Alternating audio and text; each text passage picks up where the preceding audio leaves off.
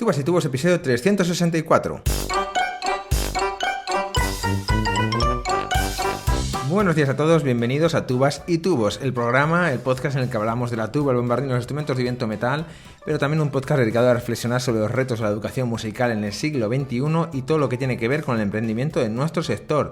Hoy episodio 364 del jueves 30 de enero de 2025, en el que voy a responder a vuestras preguntas.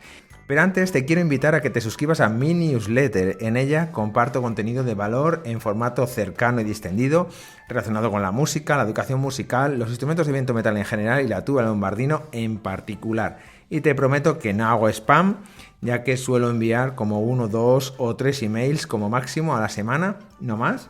Así que únete ahora a la newsletter, que ya está formada por más de 1.600 personas. Y puedes hacerlo en davidtuba.com/newsletter y os dejo el enlace en las notas del programa. Bueno, abordamos vuestras preguntas y la primera es de Lorena. Hola David, antes de nada agradecerte todo el trabajo que realizas. La verdad es que eres un ejemplo en muchas áreas. Y pues muchísimas gracias, Lorena. Me atrevo a contactarte porque por redes veo que te gusta mucho leer y me gustaría preguntarte lo siguiente. ¿Qué libro regalarías a un músico que necesita crecer en otras áreas que no son las estrictamente relacionadas con la música, como por ejemplo desarrollo personal, generación de proyectos, toma de decisiones, etcétera? Muchas gracias. Bueno, Lorena, muchísimas gracias a ti por tu pregunta, que me parece súper interesante. Como bien dices, soy bastante fan de la lectura y es algo que se ha ido desarrollando con el tiempo, porque a mí, siempre lo digo, me costaba leer. Pero creo que es una forma muy rápida y eficaz de aprender de las experiencias de otras personas que saben más en esas áreas, y cuando fui consciente de esto, pues me prometí primero y luego me comprometí a nunca dejar de aprender y por ello potenciar la lectura. Y bueno, he reflexionado un montón para poder responderte de la mejor forma y mi elección sería el libro Upgrade, Desarrolla tu perfil a prueba de futuro, de Mónica Quintana y David Alayón.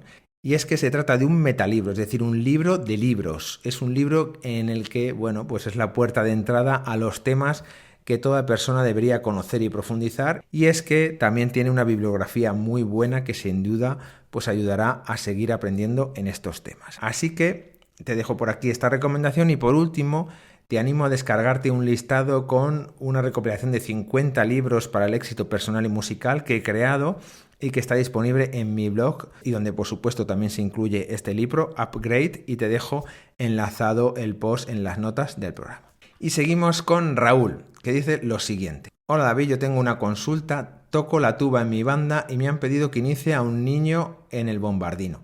El problema es que me ha indicado el director que al estar en si bemol tengo que enseñarlo con las posiciones transportadas, cosa que no entiendo. Bueno, sí entiendo. Bueno, a ver si ahora nos explica mejor. Ahora piden que se cambie la digitación para que se pueda tocar lecciones, métodos, estudios escritos para instrumentos en do en vez de transportarlos, enseñando con las posiciones cambiadas. Dice, yo personalmente no estoy de acuerdo y quería saber cuál es el motivo de este cambio, qué lógica tiene. Es evidente que para alguien que empieza, pues no hay problema, pero por ejemplo, yo llevo unos 30 años tocando la tuba y ahí sí que voy a tener algún problema. Gracias y un saludo. Bueno, Raúl, nada, muchas gracias por tu pregunta, ya que nos permite profundizar en este interesante debate sobre si tratar al bombardino como un instrumento transpositor o como un instrumento no transpositor. Antes de nada, decir que tú no necesitas cambiar ninguna posición en absoluto. El que tiene que aprenderse las posiciones nuevas es el niño. Lo único que ahora te voy a explicar a lo largo de la respuesta, vais a hablar el mismo idioma y esto es lo más importante. Bueno, y me explico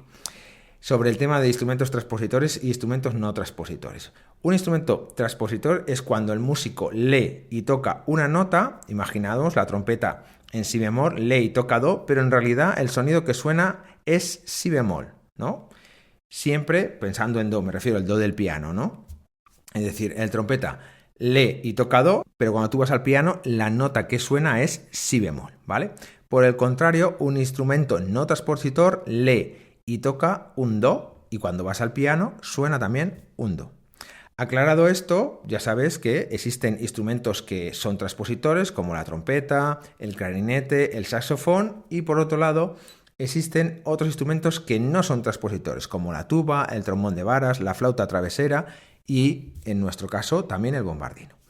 El bombardino en si bemol no es un instrumento transpositor, pero por diversos motivos de uso o temas históricos, pues también se ha tocado durante mucho tiempo como un instrumento transpositor, principalmente en las bandas de metales inglesas, holandesas o de Centro Europa, ¿vale?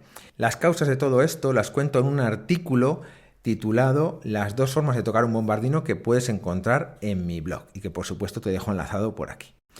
Y profundizamos en este tema. Resulta que las brass band holandesas o las inglesas, ¿no? Todos los instrumentos, excepto el trombajo y los timbales, suelen leer por motivos históricos en clave de sol y los instrumentos están transportados a si bemol.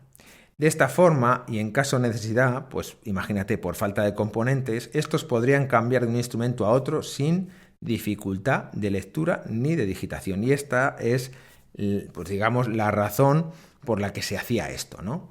Por lo tanto, como bien comentado, es muy posible que esto también se hiciera en bandas de música españolas, ¿no? Cuando se fuera necesario, ¿no? Así, pues es mucho más sencillo que un trompetista pasara a tocar el bombardino. La realidad a día de hoy es que los tiempos han cambiado y ahora la enseñanza del bombardino en si bemol se hace con lo que se denomina posiciones reales, es decir, no haciendo ningún tipo de transporte. Básicamente, tratándolo como el instrumento que es un instrumento no transpositor. Es decir, si bemol al aire, el do con el cuarto, el re 1, 2. Y el motivo de esto es muy sencillo, ¿no? Esta forma de enseñanza tiene beneficios muy claros y la verdad que ningún inconveniente. Yo he reflexionado mucho al respecto. Por un lado, un beneficio es que, como hemos comentado antes, se produce la nota que se lee y que se piensa. Y luego, por supuesto, se está dando un correcto desarrollo del oído del individuo, del estudiante, del niño, evitando problemas con el dictado o cuando se canta en grupo, ¿vale? Por contra, si lo enseñamos transportando, como si fuera un instrumento transpositor, es decir, el do al aire, el re con el cuarto, el mi 1, 2, encontramos que, por supuesto, los beneficios que se obtienen es que hay una gran versatilidad del músico para enfrentarse a diversas partituras, es un fantástico ejercicio mental, pero encontramos estos inconvenientes. En términos de afinación, la nota no es la real, por lo tanto se puede confundir la función, por ejemplo, que cumple el sonido que se está tocando dentro de un acorde. Y luego, y este es un problema quizás el más importante, es que a nivel de realización de dictados, pues se puede dar una equivocación al transcribirlo todo, una segunda mayor ascendente. Evidentemente es totalmente viable y posible enseñar a tocar un bombardino transportando de forma mental, ¿no? Eso no hay duda. Pero si lo hacemos usando las posiciones reales, es decir, como instrumento no transpositor, el niño aprende de una forma mucho más natural y fluida, facilitando todo el aprendizaje, ¿no? Sobre todo cuando se utiliza un CD, cuando se utiliza un piano. En mi experiencia, esta forma de tocar, esta forma de enseñar lo hace todo mucho más fácil, ya que a la hora de las explicaciones, a la hora de cantar, a tocar la boquilla con el instrumento, todo es súper natural, porque lo que tú dices do es lo que suena y es exactamente el mismo lenguaje. También es de gran ayuda pues, a la hora de tocar pues, en música de cámara, con un piano o seguir las instrucciones de los directores en agrupaciones musicales. Así que esta es un poco la razón, espero haberte ayudado y esto es todo. Muchas gracias a todos por vuestra valoración de 5 estrellas en iTunes, vuestros me gusta y comentarios en iVoox, YouTube, Spotify. Gracias por suscribiros a los cursos para hacer este podcast sostenible y en resumen, muchas gracias a todos por vuestro apoyo, ya que sin él esto no sería posible. Como siempre, nos escuchamos el próximo jueves a las 8:08. ¡Feliz día!